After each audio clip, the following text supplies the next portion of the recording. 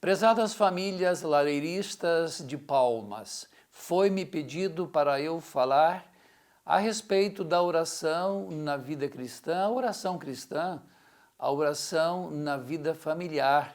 Nós estamos vivendo este tempo de pandemia, este tempo de redução de nossas presenças nas igrejas, nos encontros, nas reuniões. Os movimentos pastorais e serviços de nossa diocese estão praticamente reduzidos a pequenos grupos, como a sua família agora, reunida para este momento catequético, para esse momento de espiritualidade, para esse momento de formação e reflexão. É o que a Igreja, desde o Concílio Vaticano II, está chamando a Igreja doméstica, a igreja que acontece nas famílias, a exemplo das primeiras famílias cristãs, dos primeiros cristãos. Então nós gostaríamos de discorrer de uma forma muito simples, servindo-nos da Palavra de Deus, em especial do Evangelho de Lucas e também do Catecismo da Igreja Católica. No final eu quero dar algumas indicações, também no final uma breve oração do Papa Francisco, e alguns pensamentos que podemos aqui apresentá-los sobre o que é oração. Isso é importante nos perguntar para você, o que é oração? Você tem facilidade em rezar, em pedir, ou você é um cristão católico, uma família que mais pede do que agradece? A oração do agradecimento, a oração do júbilo, a oração do contentamento, do coração satisfeito, está presente no seu dia a dia? Então vamos agora, o primeiro ponto, pensar juntos o que é oração. Existem muitas definições, existem dicionários teológicos, bíblicos, muitas pessoas que escrevem ou escreveram, e outros irão também escrever sobre a oração. A oração sempre é uma experiência profunda, e ela é diferente muitas vezes entre pessoas, entre famílias, entre lugares, enfim. A variedade orante, ela é própria do ser humano, de todos aqueles homens e mulheres tementes a Deus. Vamos lá. O que é oração? Eu vou começar com Santa Teresa do Menino Jesus. Vejam que definição bonita esta santa da nossa igreja nos dá e que está no catecismo da igreja. Para mim, a oração é um impulso do coração, é um simples olhar para o céu, é um grito, olha só, de gratidão e amor, tanto no meio da tribulação, ou podemos dizer no meio da pandemia, como no meio da alegria. Percebam o conteúdo desta definição.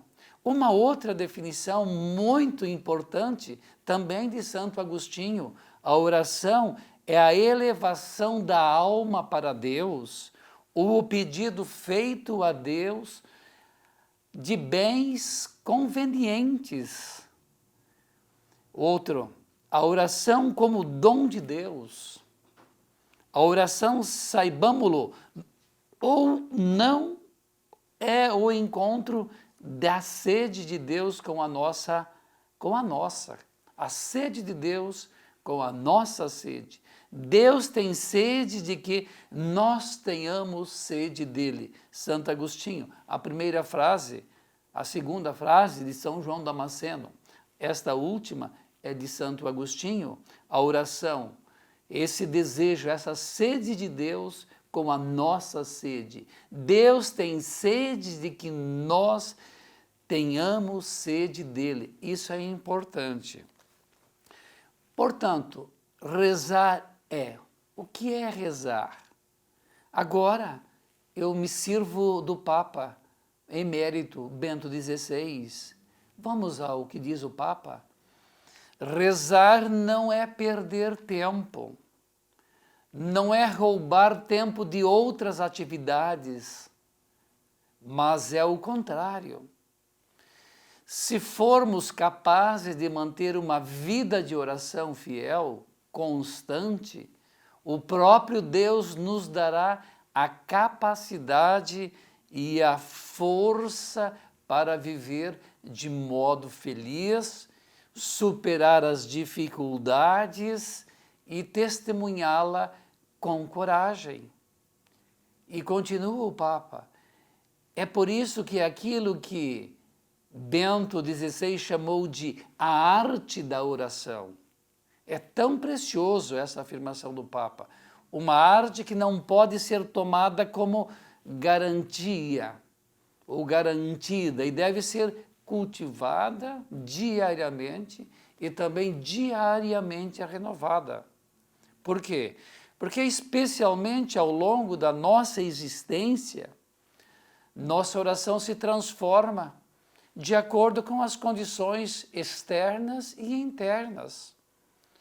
Diz o Papa ainda, o nosso itinerário espiritual não é uma realidade linear, ou seja, sempre em linha reta. Também podemos experimentar, diz o Papa, avanços e grandes retrocessos, conclui o Papa Emérito.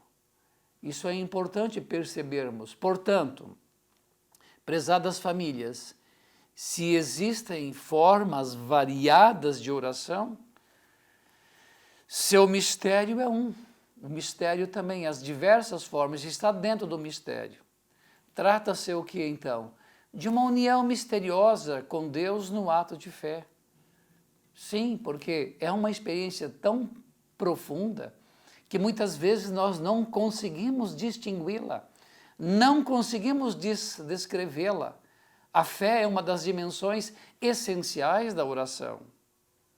A fé não é uma crença, um amuleto, uma figa, uma superstição, ou às vezes até uma expressão de medo.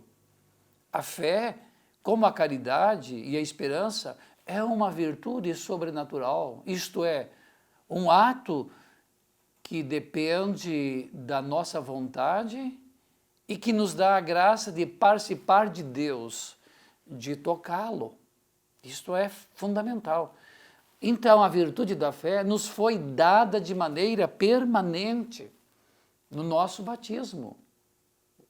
Portanto, cada vez que fazemos um ato de fé, do fundo do coração, dizendo, por exemplo, Senhor, eu sei que você está aqui, eu sei que o Senhor está aqui, ou meu Deus, meu tudo, meu socorro, minha proteção, meu tudo. Ocorre o que nisso? Um intercâmbio misterioso, que vem nos transformar para nos conformar com o que somos.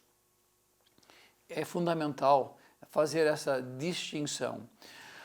Agora eu quero dar um bom conselho, ou melhor, eu quero me servir do Padre Lourenço Kernes. Padre Lourenço Kernes vive em Curitiba, é um redentorista norte-americano, um homem que escreveu muito sobre a oração. Se vocês quiserem também adquirir livros de Padre Lourenço, tem muitos livros sobre a oração, Padre Lourenço Kernes. Ele nos dá um bom conselho. E ele insiste muito sobre um ponto que é bom a gente ter presente. Qual é? Isso é importante, queridas famílias lareiristas, jovens, crianças e adolescentes, nossos irmãos católicos. Devemos cuidar que o centro de nossa oração não seja o meu eu, minhas necessidades, minhas angústias, mas quem é o centro da oração? Sempre a pessoa de Jesus Cristo. Sabemos como Jesus denunciava e prevenia seus seguidores contra a oração feita com ostentação, como costumavam fazer muitos fariseus. Preste atenção, a oração que agrada a Deus é a da pessoa humilde. Pessoa humilde, que centra o seu pensamento e seu coração na pessoa de Deus, na sua bondade, na sua misericórdia. Lembremos a parábola do fariseu. Quem voltou para casa justificado? Isso vale também quando nós estamos sofrendo, quando nós suplicamos ajuda e libertação, como nesse tempo de pandemia, para nós ou para algum irmão nosso, ou para o Brasil, para o Paraná, ou para a diocese. Então, diz o Padre Lourenço, a oração então é dar um passo honesto a Deus dentro de nosso coração. E ele define a oração como uma conversa. Isso é importante, muito simples, mas verdadeiro. Levem a sério essa afirmação.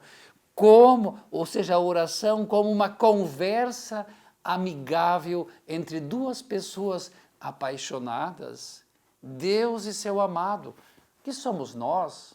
Portanto, oração é o diálogo entre dois amantes, é um amor mútuo, o amor, diríamos assim, o amor Edgar, que reza com outro amor, com Deus, com Jesus Cristo, na força do Espírito Santo. Ou podemos dizer, é o orante que reza apaixonadamente a Santíssima Trindade, porque nós fomos batizados na Santíssima Trindade em nome do Pai, do Filho e do Espírito Santo. Então essa relação, esse diálogo, ela é todo ele amoroso entre dois amantes.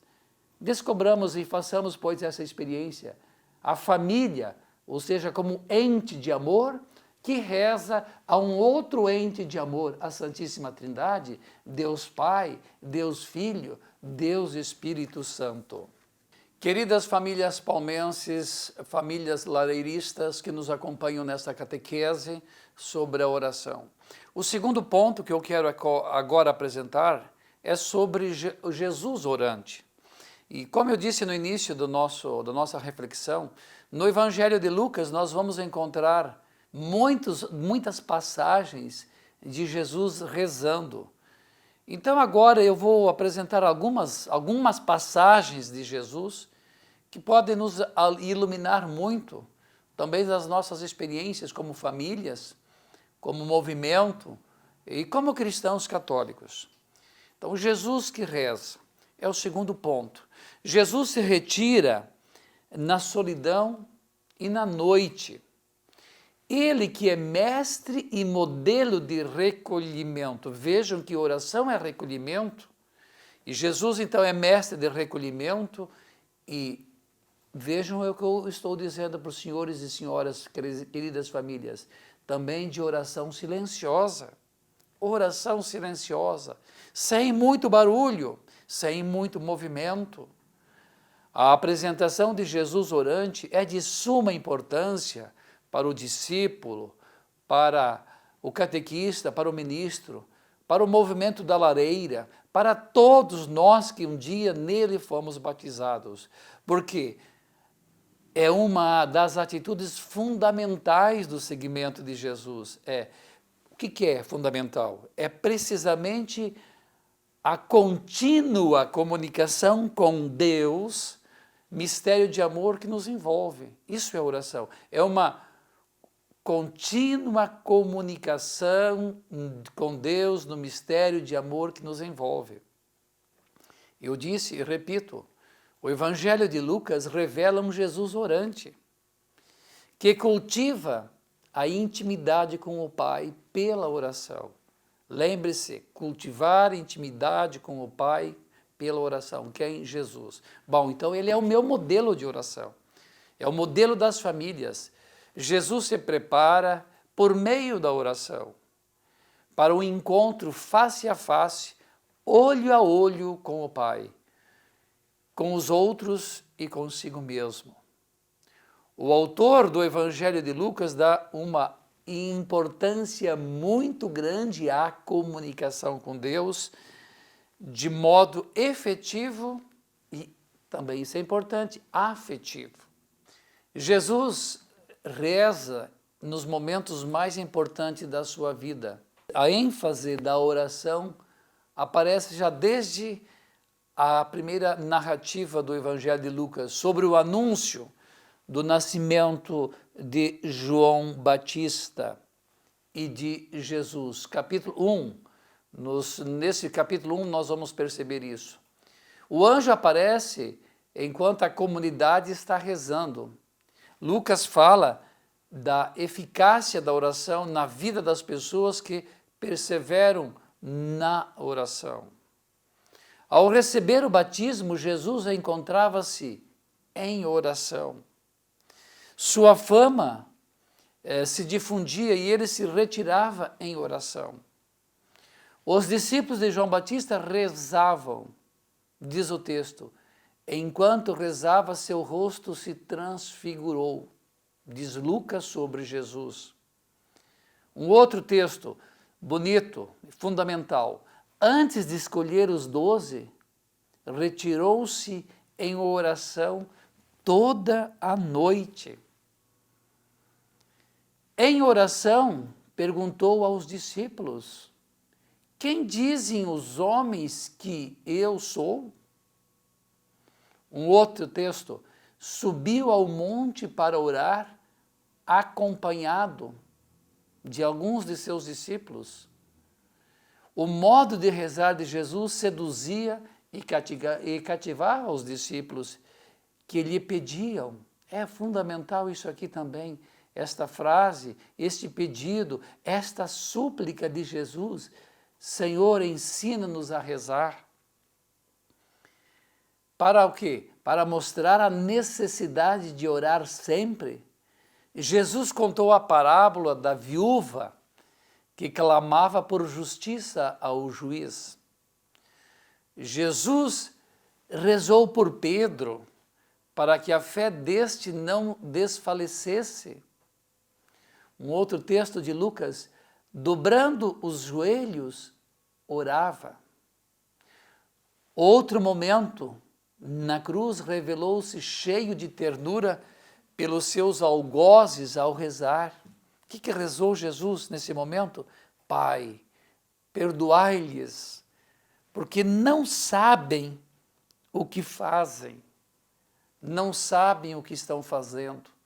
E clamando Jesus com grande voz disse, Pai, nas tuas mãos entrego o meu espírito. Assim que Lucas revela também as circunstâncias em que Jesus rezava, diz Lucas, sozinho na montanha, como de costume. O evangelista não se contenta com a mera indicação de que Jesus se retirava frequentemente para orar. Em certas ocasiões chegava a dizer como orava e qual era o conteúdo da sua oração, como por exemplo em Lucas 10, 21, 24, que Jesus se alegra porque os pequenos e humildes acolhem a sua mensagem. Lucas é o único evangelista que coloca na boca dos discípulos de Jesus um pedido extraordinariamente significativo. Repito, isso é de grande importância para todos nós, neste tempo. Pais, mães que nos acompanham nessa catequese, desperte nos seus filhos aquilo que Jesus despertou nos seus discípulos, que a catequese deve despertar nos catequizandos. Senhor, ensina-nos a orar. Os seguidores do movimento de Jesus queriam aprender a falar com Deus. Oração, desejo é esse. Eu quero, a minha família, nós queremos aprender a falar com Deus, a dialogar com Deus, como eu disse anteriormente. Os discípulos de Jesus são convidados a rezar diariamente o Pai Nosso. O Pai Nosso está no capítulo 11 de Lucas. Um outro pedido fundamental que nós vamos encontrar no capítulo 18 de Lucas é como vamos perseverar na oração, como nós seremos constantes na oração. A rezar com fé e com familiaridade de um amigo, nós vamos encontrar isso também. Como rezar nesta amizade, dizíamos antes, com a convicção de alcançar o que pedimos. Vamos imaginar quando eu quero um mundo melhor, um mundo com justiça, quando nós queremos um mundo com comunhão, com honestidade, com verdade. Isso Lucas ensina-nos também a rezar. Com a humildade do publicano, a humildade, dizíamos também, e vamos repetir muitas vezes, quem não é humilde não consegue rezar. Um outro dado que nós vamos encontrar no capítulo 15, que é as parábolas dos perdidos, nós vamos encontrar também a confiança do filho que abandonou o pai. O filho que também se reconcilia, o filho que quer voltar para o pai, volta para casa. Nós vamos encontrar nesse contexto, vamos encontrar preces, pedidos, misericórdia, perdão. Um outro dado importante também no Evangelho de Lucas, a consciência de Pedro, que se sente pecador, isso é oração. Quer dizer, eu tenho consciência e suplico ao Senhor o perdão e a misericórdia pelos meus atos, pelas minhas palavras. Estimadas famílias, o terceiro ponto da nossa reflexão, vamos continuar em Lucas, mas agora no livro dos Atos dos Apóstolos. Eu chamo esta reflexão como a oração, a coluna das comunidades primitivas, porque Lucas retrata isso, mas também a oração como a coluna, os sustentáculos das famílias atuais, das comunidades atuais. Então, no livro dos Atos dos Apóstolos, uma das colunas mestras que sustentavam a vida das primeiras comunidades cristãs era a oração. Diz Lucas, oravam comunitariamente, ou seja, a comunidade reunida para rezar. E cultivavam um novo ambiente na vida em comum. A vida em comum tinha um ambiente especial, alegre, de comunhão. Um outro elemento que vamos encontrar nos primeiros capítulos dos Atos dos Apóstolos, perseveravam na oração. A oração exige isso. Um homem, uma mulher, uma família orante deve perseverar na oração. Um outro texto, Lucas também diz em Atos, onde que eles perseveravam nas orações? Nas casas e no templo. Vamos encontrar também em Lucas, às margens do rio, tinha gente rezando. Na beira do mar, da praia, vamos encontrar gente rezando. Pela oração criava-se familiaridade com o Espírito Santo, vamos encontrar também. E se consagravam líderes da comunidade a serviço da palavra e da assistência social através da oração. Visitantes também entravam no clima de oração. Vamos acompanhar isso no capítulo 16 de Atos dos Apóstolos. Pela oração, os seguidores de Jesus permaneciam unidos entre si e a Deus, logo aí no início do capítulo 5 de Atos dos Apóstolos.